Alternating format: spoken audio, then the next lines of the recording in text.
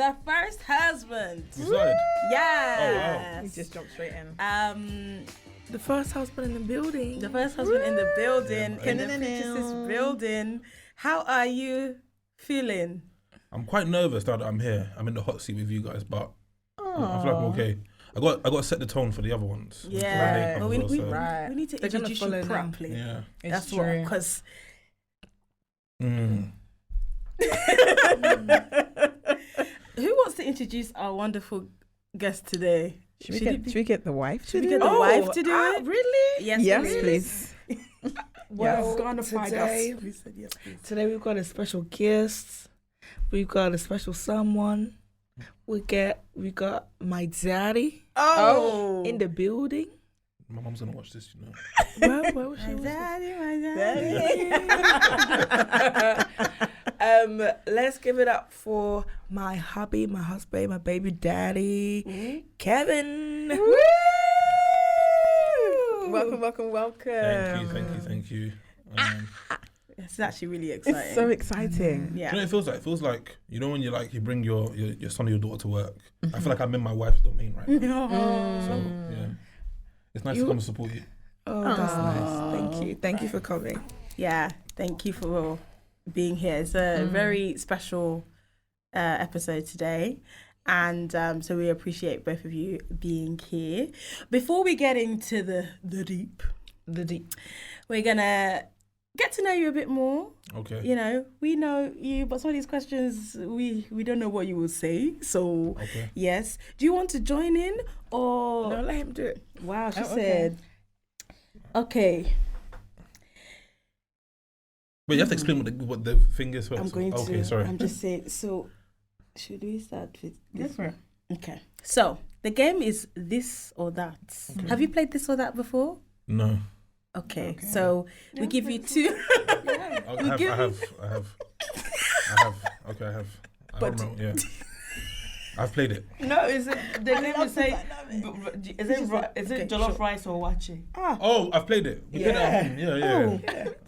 Okay. Yeah. So, we I had take to that put one in off context. the... Wonderful. Okay. Oh, did I use one of your? There is that. Jollof. Okay. Would you want to watch a Ghana versus Nigeria football match or an England World Cup match? England World Cup. Have you seen Ghana right now? Please. No, I haven't seen. It's terrible. I watch England. Okay. Yeah. Oxford Street in Accra or Oxford Street in London? Oxford Street in Accra. Okay, explain to us this Okra Street in Accra. Oxford Street. Sorry. Okay. Okra Street, sorry. Oxford Street in Accra. I don't really know how to explain. I think obviously we were colonized by the British, so I'm sure it's got something to do with that. But it's Don't supposed to be quote like me on it. A posh area. I don't know if it's posh. But Okay. the street food there bangs, and Okay. isn't it where Frankie's is? I don't know. Basically, there's a spot called Frankie's, and that back in the day before Dirty December and all that kind of stuff, that was the spot. So Can I just say with this Dirty December, I really don't like it when Ghanaians say Dirty December because it's Nigerians. No, girl. Wow.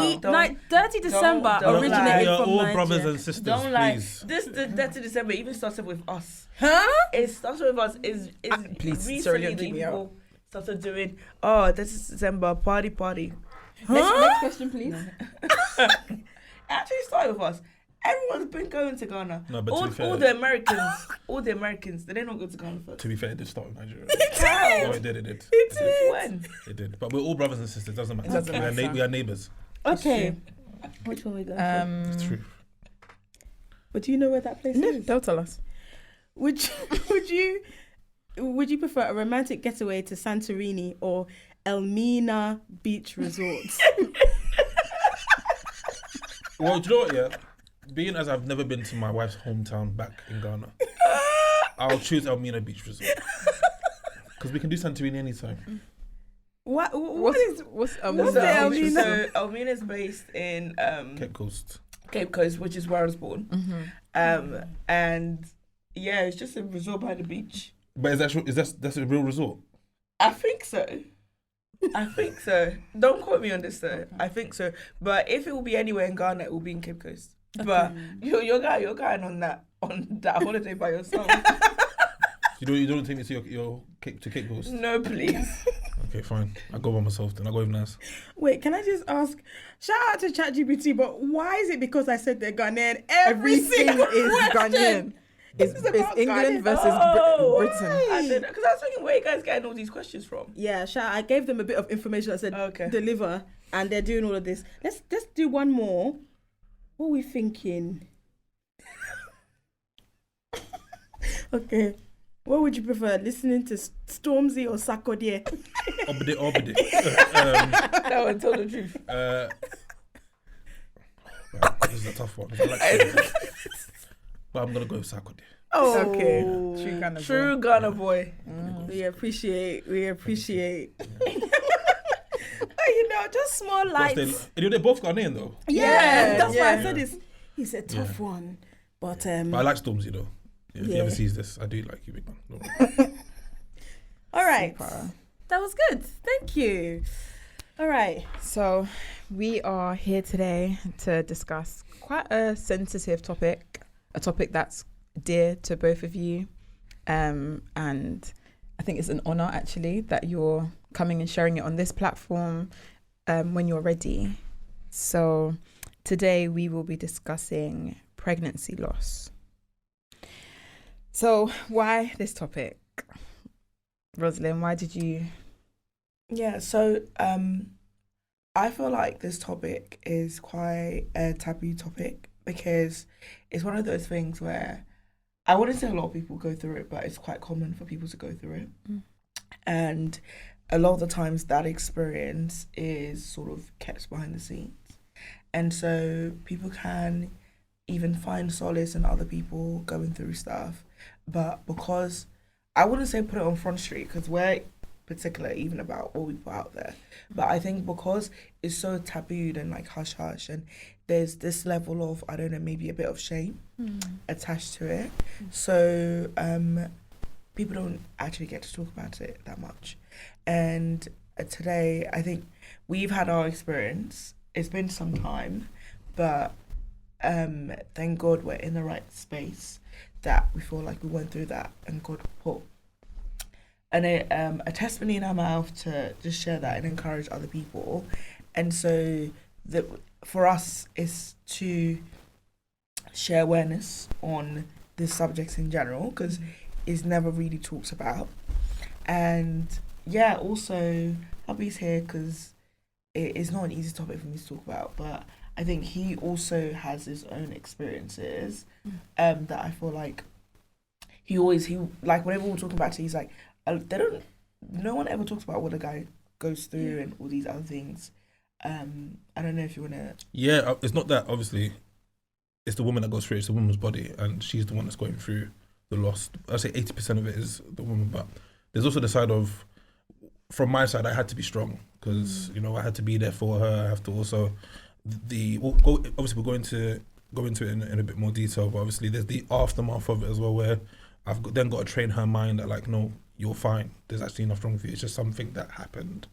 But it did take a toll on me as the guy as well. Like, I'd be lying to be saying if I said, oh yeah, I was okay and fine. But yeah, there needs to be more awareness on, what the men go through as well. We're gonna just start off with some stats, and then go into your story a bit more. So, half of adults, so 50% of adults in the UK said that they or someone they know had experienced pregnancy or a baby loss. Most miscarriages happen in the first 12 weeks of pregnancy, and that is also known as early miscarriage. It's estimated that early miscarriages happen to 10 to 20%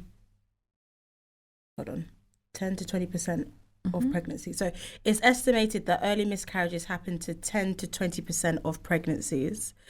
And it's also estimated that second trimester losses happen to 3 to 4% of pregnancies. And around 1 in 80 pregnancies are ectopic. And this comes from Tommy's, which is the pregnancy and babies charity. So to start off with, I think it's just best to just lay out your story and share what parts of this, especially the stats as well, that you relate to. So yeah, take us back from the beginning of your marriage. Should I start? Or? Yeah, you the ladies first. Yeah. So guys, disclaimer, I'm gonna try my best to not be emotional about this topic because I feel like it is a sensitive subject for me, and I'm glad that talking about it doesn't no longer feel like a reliving the trauma. But you know, I know I look like a bad girl in that, but I'm very soft inside. So if you see a little tear here and there, just Mind your business. yeah. House of a law. Oh yeah, House of a Law, guys. House of a Law. Get your unit. £45 off. I'm taking this out. It's calming me down. But yeah, so I'll say a little bit about us. We got married 2022. Yes. Yes. For some reason I always forgot. Yeah, 2022. So we got married 2022 May, and then we I'll say we went on our honeymoon, and then towards the end of May, I think 19th, 20th of May, Yeah. we found out that we were pregnant. So eager beavers, we were very eager. But so that, I think that was scary, because it was like, whoa, we literally just got back from a honeymoon and we were pregnant. And I remember when that happened, we did the test, because it's just, my body just looked a little bit different. You felt different as well. Yeah. You started to feel, and I remember even on our minimum, I'm like, oh, you're not pregnant. It's just woman stuff. You'll be fine. Yeah. But yeah, sorry, continue. I digress. Yeah, I think you used to say that I felt fuller. Yeah. Hey, Yeah. In what way? I don't know. Okay. The first time round. Yeah. So we did a test and it was positive. And I remember this was like a Friday. We'd come back. So we do church on Fridays. So we had come back from church and we did a test. And then when we saw the positive, we were both like, because we were not ready. And it's like, it's literally been only a few weeks that we've been married. And so I think what we did was we called our pastor's wife and we told her, and she was like, oh, it's a good thing. It's like, why are you people acting like you're shy or you're scared? And so she encouraged us, and I think at that point that's when we started kind of getting excited about it. And then fast forward to a week after, I started experiencing like was it pains? No, there was no pains, but I don't want to be too graphic, but I was spotting. bleeding. Yeah, so I was. Spotting. So actually, so I was bleeding, and so at that time, I told my mum as well. So, so I think Kevin called my mum, and then we told her what was happening. She was like, "Call 111." We called 111, and we explained what was happening, and they were like, it sounds like it might be worth going to what they call like an early pregnancy unit. The following day, so we went there. And they did the scan and stuff, and they were like, oh, they don't actually see the pregnancy in my womb, but they see it in the tube. So that's when they had to then get a second opinion, and then they confirmed that it was an ectopic pregnancy. So and with an ectopic pregnancy, instead of the baby going down into your womb and growing in your womb and expanding with your, that's how when you see the tummy and stuff like that, your womb has the capacity to that expansion. But when as the fetus is going into your womb, if it gets stuck in the tube, your fallopian tubes, then it becomes an ectopic pregnancy, and that means that that pregnancy can't go forward, because ultimately your tubes are like this big, and if you were to grow in there, is potentially life-threatening, because you can die from internal bleeding. So we found all of this out, bearing in mind that I think that about this time we're only a month married, and you're hearing about you know, this is life threatening, and they gave us like two options, whether we to do a medical management or to do surgery. But surgery meant that I have to cut my fallopian tube, and then so you'll be left with one fallopian tube, and obviously that basically means that it will affect your fertility rate. So I was thinking, like, this is a lot to take. And what does the medical management, what so the medical management is basically they give you a drug called methotrexate, and it's basically medicine that they give to like cancer treatment patients. And the idea is that it fights the enzymes in your body, including the enzymes that's helping the baby grow. So then it shrinks, and then ultimately the baby dies. But it's a more long-winded process, whereas the surgery was like a more immediate treatment. And we had to basically choose between the two. I don't know how you felt when we found out about all of that. I'm even gonna go back. Like when we found out that we were or you were pregnant, I wouldn't say I was excited. I think there was more fear. It's like we just got married. I don't feel like I'm ready. I'm new to this marriage thing, so fear came over me straight away. And then a week later, you're now seeing this stuff happening to your wife, and it's just like, what's going on? We're a young couple. We just got married not too long ago, and now my wife is potentially about to go through a serious medical procedure, or whatever you want to call it. So we're going through all of that, and then I remember even the scan. It's funny. When they said ectopic, and they were like, "Oh, the fetus looks like a star." I remember in my head just thinking, "Okay, if it's that, just use the thing to push it into the, just put it or let it go into the womb." Because I had no idea what ectopic pregnancy was. So when the lady came in, and then the doctor came in, and she gave the second opinion, like, and she confirmed that it's an ectopic. Just like, you know, you're just demoralized. And I remember just sitting back in the chair, and I just looked at Roselyn on the bed, and I was just like, we'll get through this. But it was tough. Because I think at that point I wanted it, and I just felt like it got taken away from me. So whilst also going through all that, and then we have to then choose between what treatment. And I remember, obviously we haven't gone into detail yet, but I just remember at points looking at my wife just thinking, no, just to end it, why not just do the operation? Like, you know, at the end of the day, it's God that provides. Like, it's not any doctor or anything. Just do the thing. If you have one tube, you know, just pray that one tube will also survive the test of time.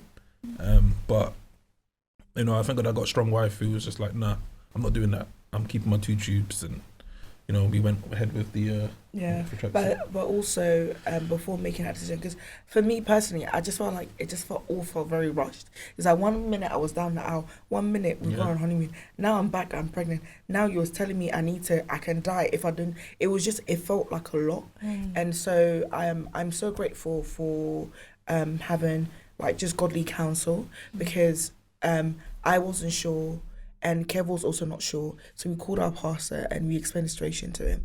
And then, you know, he was like, I think you should do... Actually, he said under no circumstances. So you let them cut you. Because the problem with the whole...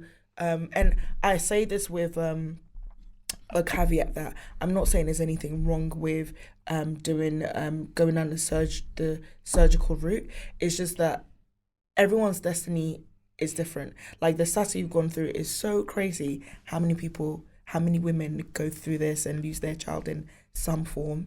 And it's like, there are some people that God is so good and they will go ahead to have children different ways. I went down the rabbit hole of the ectopic, and it's like, there are people that with one tube they've had so many kids, you know, but there's some people also that's not their story, and they've had to go down like different alternatives. And for me, it was just like, I don't know what my story is going to be, and if there's anything that's going to give me a chance, I'd rather be more comfortable with that. So we spoke to our boss about it, and he's like, yeah, under no circumstances you let them touch you. And so then we told them, and I just remember there was so much pushback on that from the nurses. Like, it was just a lot of like, you're gonna do you want to live? Like, it was just a lot of pressure that the the medical route was not ideal. And if you, based on facts, it's not ideal because it's one of those things. Once you're treated as well, it's not guaranteed that the pregnancy that it will work. So if it doesn't work, then it meant that I would have had to do the surgery anyway. You know. So I think it's just the uncertainty of not knowing what was ahead of us, and also coming to terms with we're losing a child, but then I'm also now having to also fight for my life, kind of thing.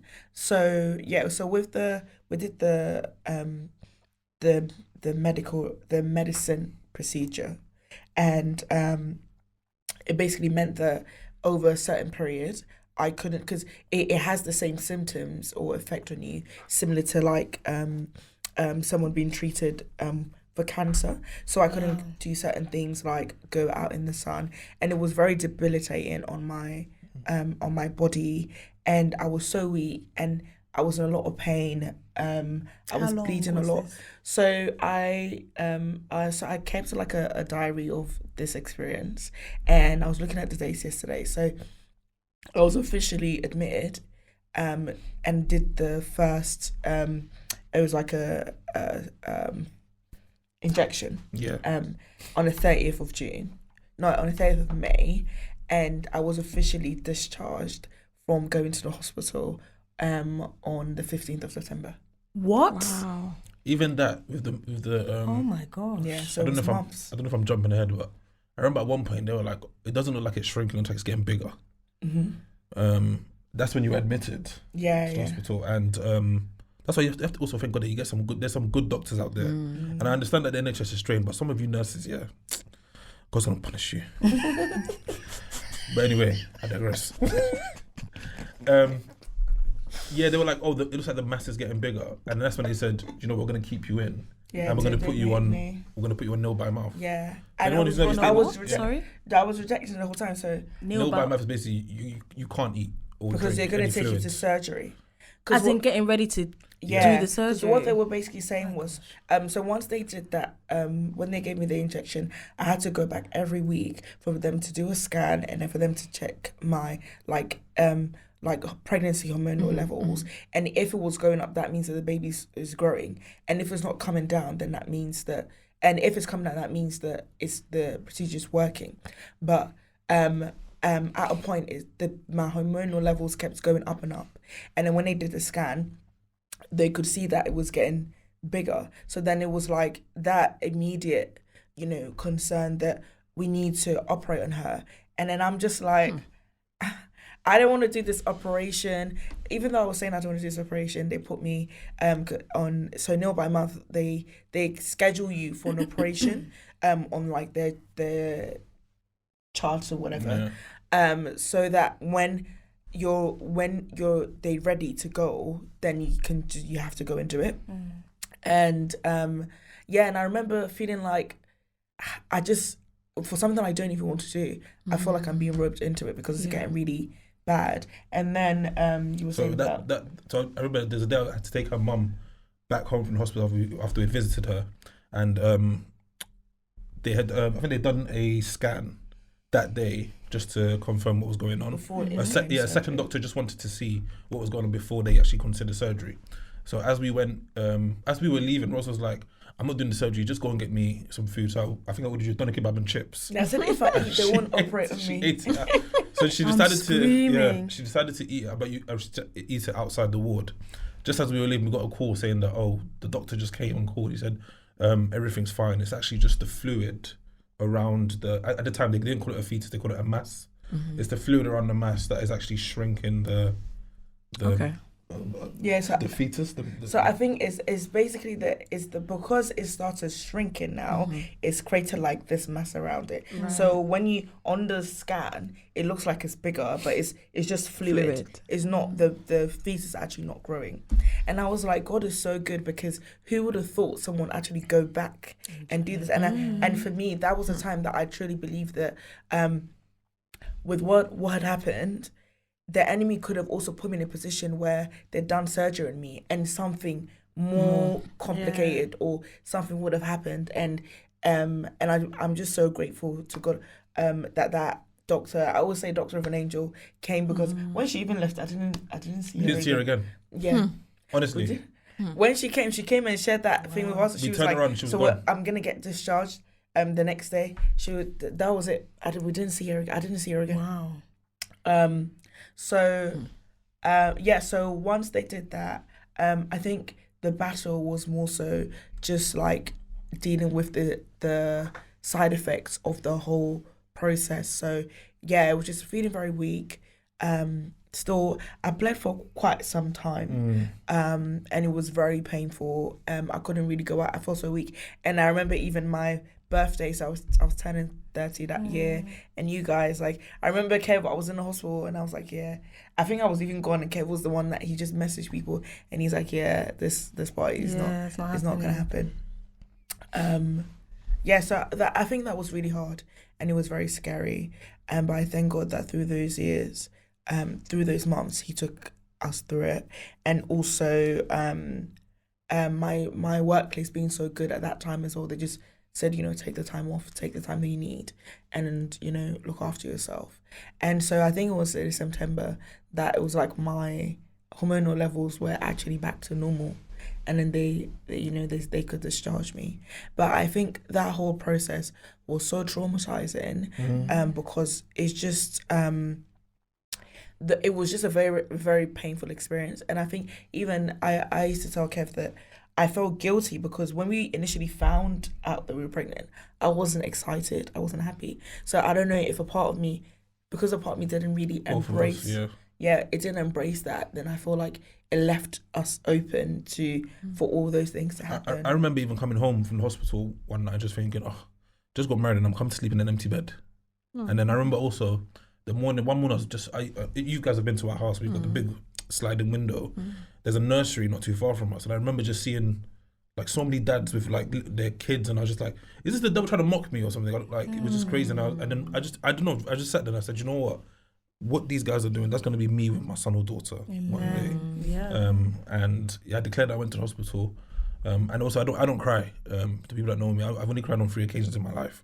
I spent Arsenal lost in the Champions League final, and my wedding day, and when we dedicated. We'll get to that bit anyway. But yeah, I just found myself just one tear, and I even tried to catch it. Just when you try and, hey, where did that come from? Is this? Yeah, I was just sitting there. I was just like, what is this, man? Like, just what? It was too much. Like, but we got through it, and we're here now. We're here now. In that season, from let's say May 30th through to September 15th, honestly, how did you feel towards God or about God? Because hindsight, you're both like, we're just thankful for God. We're thankful. But actually, in the midst of it all, how were you feeling towards God, or what was your opinion of God, your view of God? So I think for me, I just didn't understand, because I feel like we dated for a very long time. Wow, I mean, I don't really count the COVID years, but yeah. I'm not shading you that you took long. I didn't take long. I'm just saying we dated for 5 years. 5 is the number of grace, please. I'm not involved. 5 is the number of grace. But we dated. We were together for like 5 years. 5 years, yes. And then we got engaged. And as hard as it was, we kept ourselves. We felt like we did things right, and there was that intentionality to do things right and put things in place.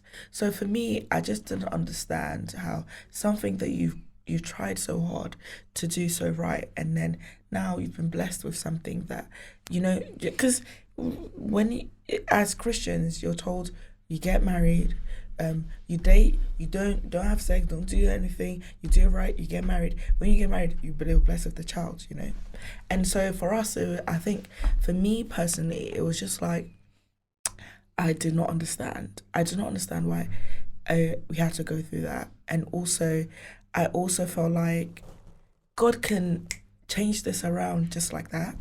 And I wouldn't say I felt that God abandoned us, because I think throughout the entire process, God showed up and I didn't feel alone. And he kept us through it. And I feel like even it brought us close in a way that we didn't have to think of so early on into the marriage, because it was like now we're having to make all these adulting decisions about someone's life and all this stuff, you know.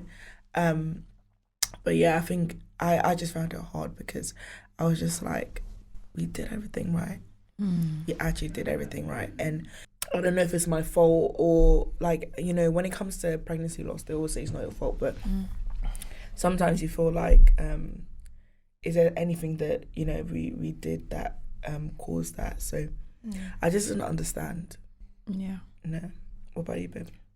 I think for me it's a little bit different. I kind of saw it as like more so afterwards, because obviously throughout I was just praying, like, let my wife be okay, let her be okay, let her return home, you know, let her be fine, let her be fine mentally as well. But I think more so it was just, I was like, okay, God, you taught me this lesson. I know that when it happens again, I'm gonna learn to be a bit more grateful and maybe show a bit more gratitude. So I kind of left that whole process or that situation as like, I can't wait for when it eventually happens again. So that was it for me, really.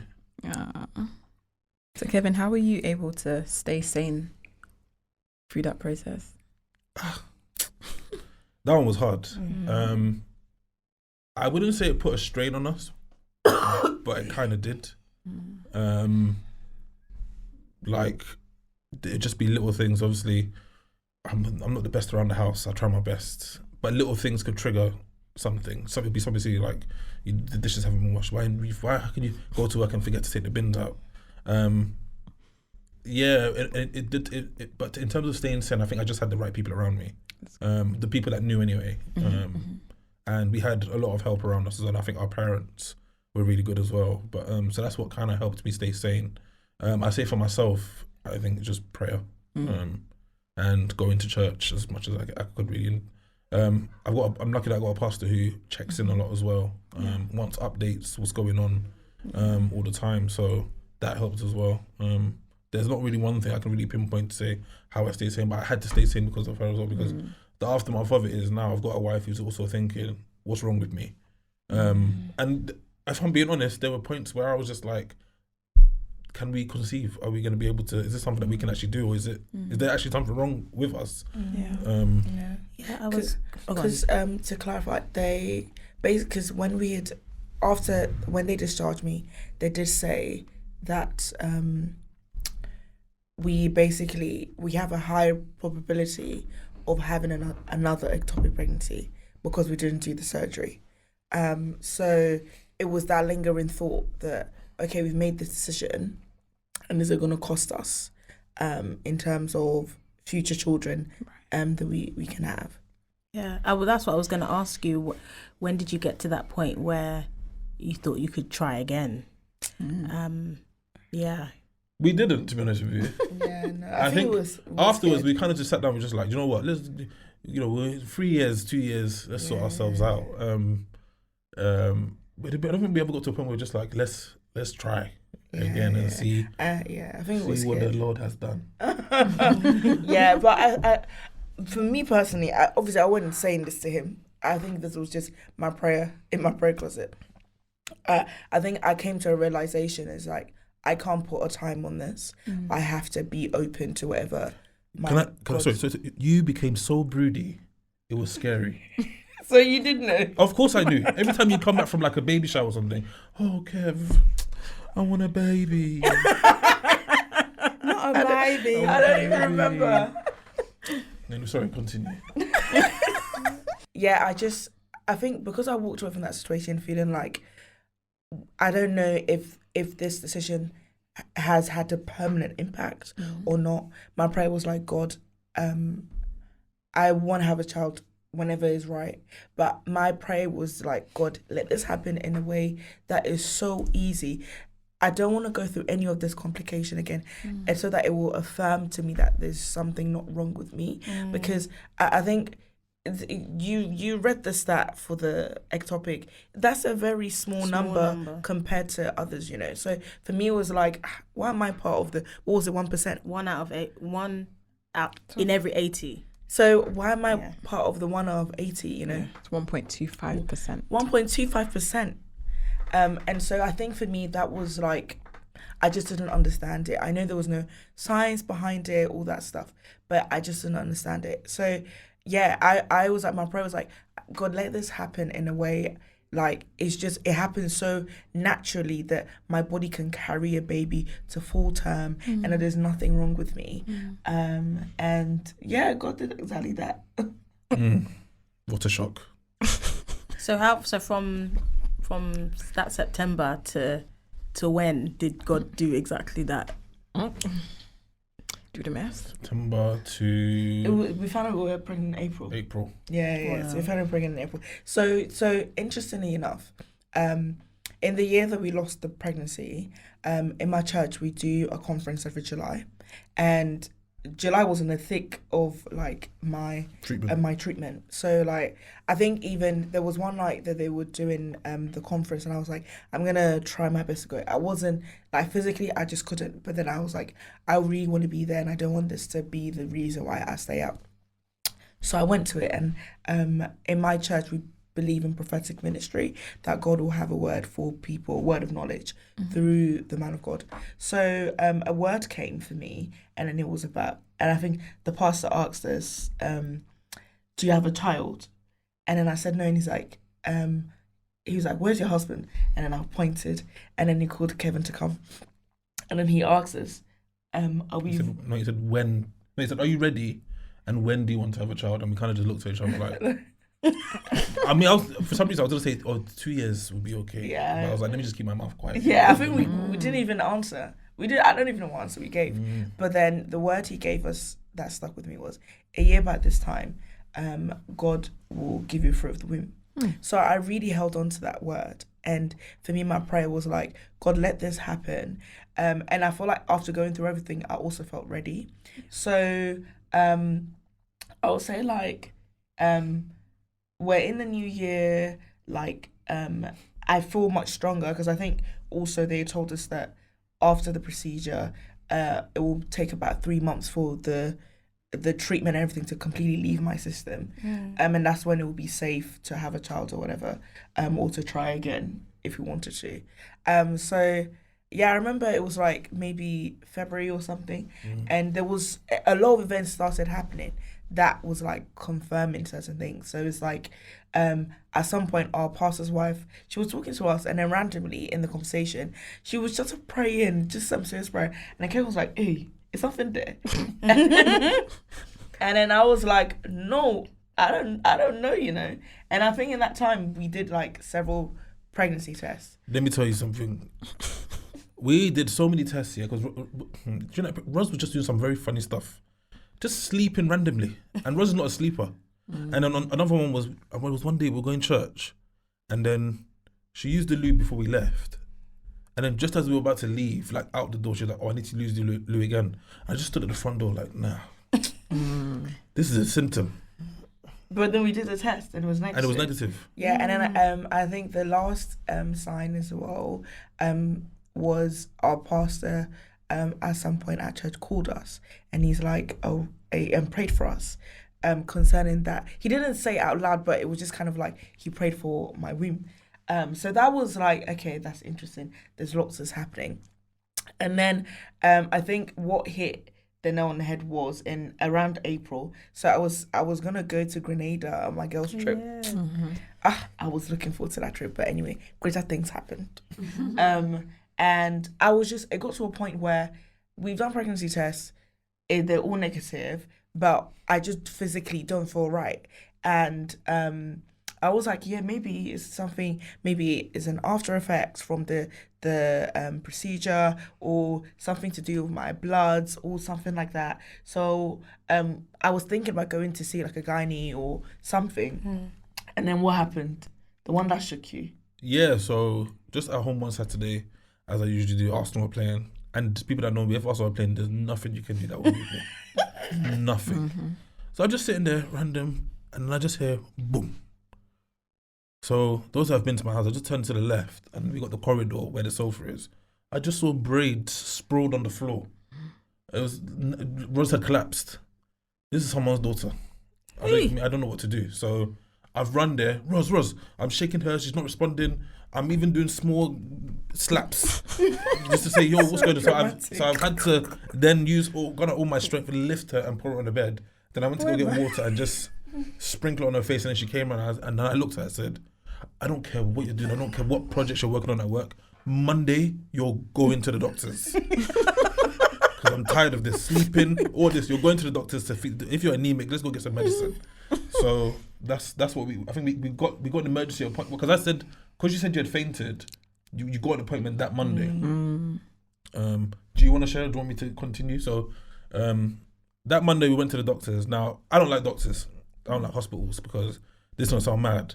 I don't like being around sick people. If you cough around me, if you sneeze around me, Fair enough. Yeah, very dramatic. Wait, but you are the I know, ultimate he's cougher of always cussing life. me. my face He's always cussing face can't hide it. If you don't cover your mouth, my face will not hide it. But I should say, yeah. So we just arguing in the car, and I was like, Ros, I'm not coming inside. I don't need to come inside. I'll wait for you in the car. And she was like, no, you're my husband. You have to come in with me and like support me. You don't even know what it is. So I was like, let me just park the car. And we went upstairs. They called us in, and is it a physician? Lovely black girl. Shout her out as well. Was just saying, oh, we're telling her the symptoms, how she fainted, and we were like, oh, are you guys pregnant? And we were like, no, we've done 5 tests and they're all negative. So she was actually in the process of booking Rosin for a blood test, and we're just like, do you know what? Just to rule it out, and absolutely rule it, should we do a pregnancy test? And we were and ahhing, and first instance was, nah, there's no point because we've done like 5 already and they've all been negative. So, and then in the end, I think she just managed to convince her, like, let's just to rule it out, let's just do it. So she goes to get this test, which is actually the last one in the whole GP. In the whole, no, not the whole surgery. Oh yeah, because The last test. What? Yeah. Of the day? No, just the last. That's the last you know, test they the had. strip thing that they use. Yeah, it was the only one Oh my available. gosh. So if they didn't even have that, then we would have had to go and do another. We test probably wouldn't even have done the test. Yeah, That's true. there's no way of That's doing true. it. So, Ros goes, does her thing, obviously, and then we're waiting, and then the lady, I remember, I was sitting on the bed thing, and then Ros was sitting in the chair, and she goes, are you guys sure that those tests were negative? Because this one is positive. Huh? I looked at Ros, and then contrast to what happened the first time, just mad excitement. But I was confused because the thing looked like a COVID test. So when I went there, I said, "But this is a COVID test. This is not a pregnancy test. Are you sure this is positive?" She was like, "Yes, I'm sure. Your wife is definitely pregnant." I left that hospital. I was so happy, boy. Aww. Literally.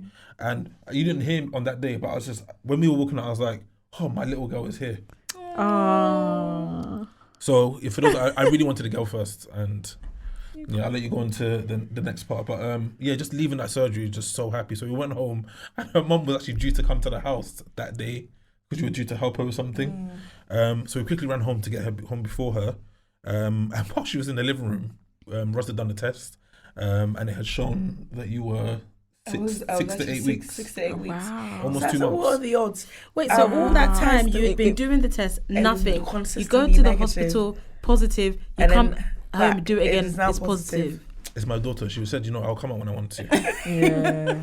But I think it's honestly, I think also God knew that, like, me personally, I can't speak for Kev, but I was a nervous wreck, anything to do with pregnancy. So I feel like he hid that pregnancy from us because 68 weeks, like, we've kind of gone a bit further ahead. Whereas last time when it happened, I think it was about 3 weeks. 3 weeks. Yeah. So I feel like it made us push that mark just a little bit forward. And also with the NHS, you get, when you've lost a pregnancy before, especially ectopic, you get an early scan with them. Okay. And so we went and we did that. They confirmed everything was fine. Even that drive, I've never been so nervous in my life. Because it was actually scary. The last time we were there, we went, they did the scan, and that's the news they shared with us. And we even saw that Which of a nurse? I will say it. Some of you nurses, man. It's okay, please. Screw my husband. You need Jesus. You need Jesus. No, it's just, I think it's, that was like some. You two are the same. On this podcast. We'll be using that one. No, but to be honest, when I saw that lady, I would say when I saw that lady, that not very nice lady. Because I that just lady remember- I told me, just she was remember like, think- what's Yeah, so at one point, because Ros was in like a lot of pain, she was like, "Listen, why are you hiding the pain? You know you're in a lot of pain." I'm sorry, I'm mimicking her voice. What? Where's Sorry. she from? No, she's not. You know, don't worry. Let's So not.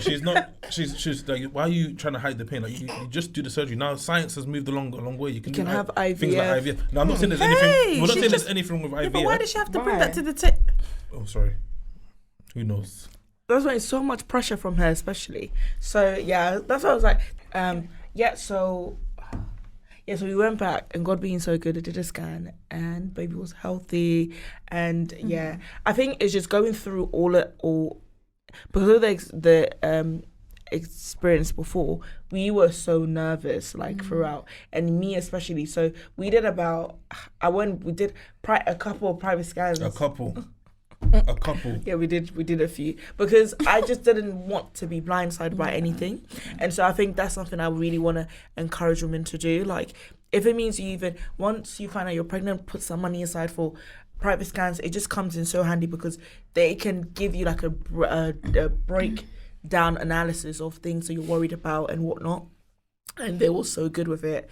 And then we found out about the gender, and it's so funny because from my whole pregnancy I thought like I was having a boy because of just the way everything looked. But my husband had already prophesied that she was going to be a girl, and people always the size of the tummy, the direction of the belly, but I was like, that It's stuff a girl. is a girl, please. yeah. It's a girl. Yeah, but like as I prayed for, like, although it wasn't like an easy pregnancy, but it was just, everything was, regardless of anything that showed up, like it was just, every time was like, baby's fine. Oh, this is happening, but baby's fine.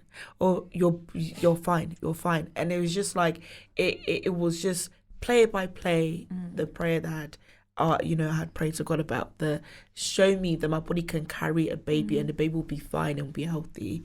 And God did exactly that.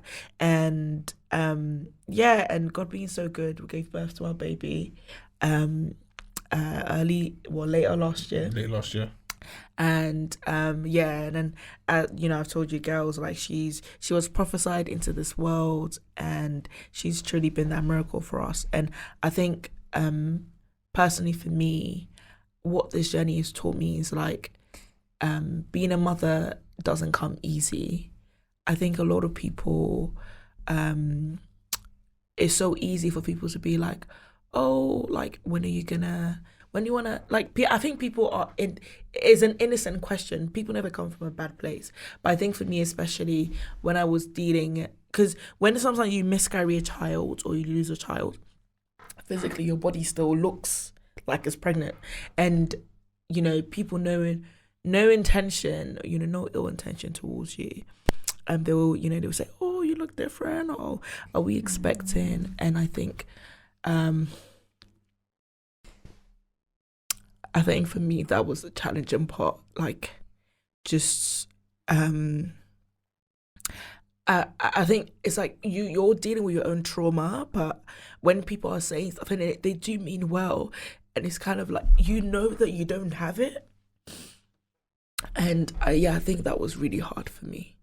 And so even like with our second, we just kept to ourselves, and it wasn't because we didn't want to share or we didn't care for our loved ones. And I think even it affected some of our friendships and how we handled it. But it wasn't because it's just when you're paranoid about something because of what you've been through, it affects your confidence. You're just really paranoid about it.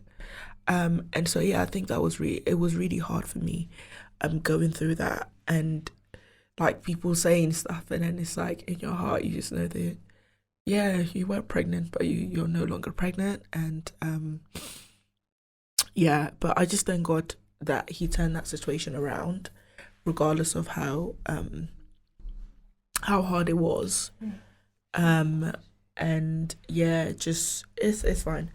And I think that it brings me full circle. And when I always say to you girls, like, I feel like I'm still I'm learning. I'm trying to I'm learning my identity and who I am, etc. Because it just feels like so much has happened in such a short space of time. And there's been like all these major events, but God has been good. Mm-hmm. Yeah, God has been good. Yeah. I think for me, just a few things to tell the pregnant couples out there. Firstly, the women, if you feel anything that's not right within you, go to the hospital and get a second opinion as well, because sometimes you'll hear one doctor's opinion and they'll tell you something like, oh, it's Braxton Hicks, go home. And it, as sad as it sounds, I can maybe see why the statistics for black women dying while they're pregnant, you can see with some of the treatment that they give the women in the NHS, why this happens. Because, yeah, fight for your right, man. That's what I would say. And then secondly, men, it takes a toll on us. We may not say anything because we've got to be the strong ones for our wives and stuff, but it does take a toll on us. And it was hard. But I thank God that I had a lot of strong people around me to support me and pick me up. And for me, like, I'm just enjoying being a dad. Like, I love it. Like, every time I look at her, sometimes I just stare at her and I'm just like, right, that is my creation. It's God's creation, but yeah, please, I'm not trying to be good. But every time I look at her, I just smile. Like, I used to get annoyed when she wake me up in the morning, but now when she wakes me up in the morning and she smiles, I'm just like, oh my God, man, just melts my heart, man. And she's amazing, she's strong, and honestly, I love it, man, and I'm happy that I got to do it with you as well. So, yeah. And then lastly, I think one of the things that my whole takeaway is I will never ask anybody or tell anybody, when are you planning, or are you guys like, because you don't know what people are going through. Just speaking from experience. So yeah, for me, it was a lesson, but the blessing has been wonderful, and yeah, it's been good. Oh, you too. This has been beautiful. And what a way to bring one of the husbands on. Like, this is wow. God bless you guys for sharing your story, because we know that it's not an easy one, but God had the final say, and you're here to testify of his goodness. And our Nazia Joy, Nazia Joy, living up to her name. Living up to her name, indeed. Just God bless you. I don't want it to end because it just feels like I want to just learn more about you guys. Let's maybe there'll be a part 2 of just like getting to know, let us know everyone. Prayer to get him back. Yeah. But yeah, we literally just cover your whole family with the blood of Jesus. Yeah. No plan of the enemy will ever come to pass. Amen. You will always have a reason to testify and give God praise in your child, in everything. Amen. So yeah, we're just all very grateful that you chose this platform to share your story. I'm sure everybody will be blessed by it. And that wall of God's blood, we're covering it. This whole this whole episode and beyond. Thank you. Amen. Yes. Yeah. And I hope that anyone that has experienced pregnancy loss, this will also give them some hope that God will always come through in some shape or form. For me, but God did it the following year. For some, it might take longer. Whatever it is, have hope that God will always comes through. And it's not the end. It's not the end of your story. And God will heal your heart. And when your child comes in any form, whether IVF, you have the child, you adopt in any shape or form, still a blessing. It's still a blessing, and they will bring you that joy that is just it is indescribable, and it just gives a testimony to God. So I really do hope that this encourages anyone that's going through this or has experienced this. Shout out to the aunties as well. I don't know why I went to the mic like this, like I was about to rap. But, shout out to you guys as well, because you guys helped as well. I will never forget one point in the day when you guys all came and supported her when she was having a really tough time. So thank you. I just realised that we are the aunties. Yes. Hey! I'm talking about you. Yes. We are old.